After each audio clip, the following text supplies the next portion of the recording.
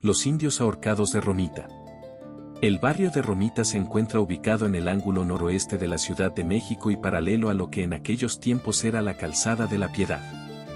Era un barrio habitado por indígenas pobres y humildes, quienes vivían conforme a sus condiciones, ya fuera en casas de adobe o jacales techados con tejamaniles. De esta forma se iban organizando calles y callejones estrechos, sin orden, y contaba dicho barrio con su iglesia y atrio en un lugar en que había dos enormes y hermosos ahuehuetes.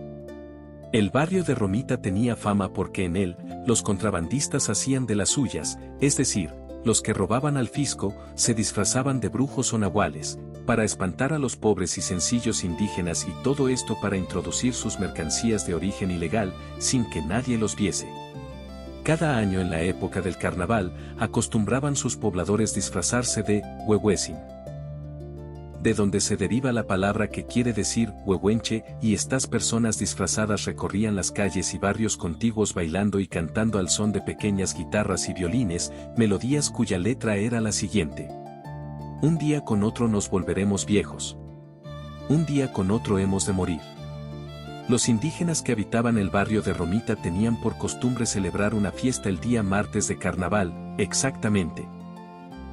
frente a la iglesia del barrio, en donde se encontraba ubicado el atrio del templo.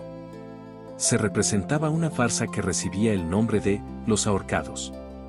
No se sabe de dónde se origina exactamente esta costumbre, lo más probable es que provenga de algún antiguo sucedido histórico, del cual se pierde la memoria de la fecha en que aconteció, pero que perduró el recuerdo, o quizá haya sido producto de la fantasía, con el único propósito de divertir a la gente.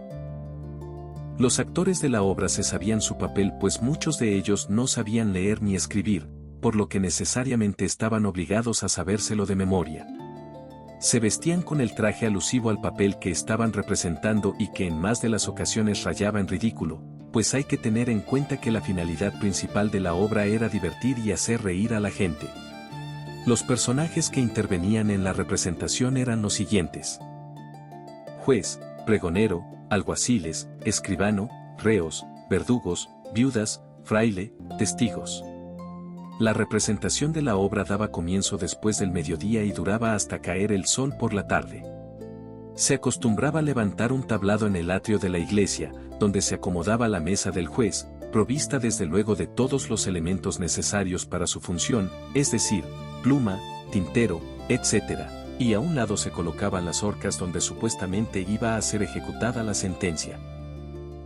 A la obra asistía toda la gente del barrio o iban con la intención de pasar un buen rato, en más de las ocasiones apretados por la multitud que acudía al sitio, pero ello no impedía reír a carcajadas ante los argumentos que exponían los actores de la representación.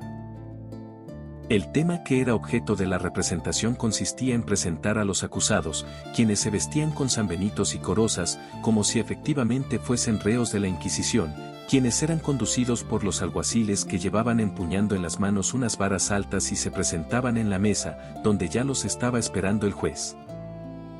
Los testigos declaraban y hacían sus confesiones en tanto que los presuntos reos oían los argumentos callados y cabizbajos, mientras que el público, entretenido, pasaba del llanto a la risa, por lo gracioso que resultaba todo esto.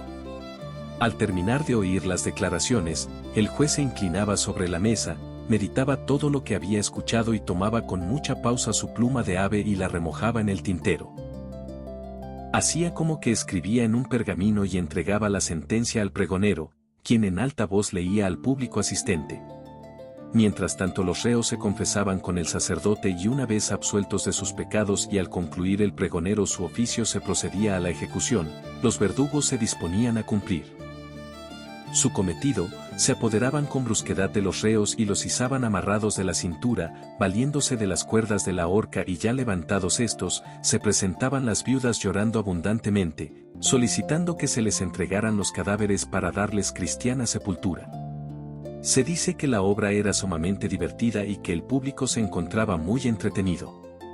Se veía la cara de los verdugos, la sonrisa burlona de quien había representado al juez.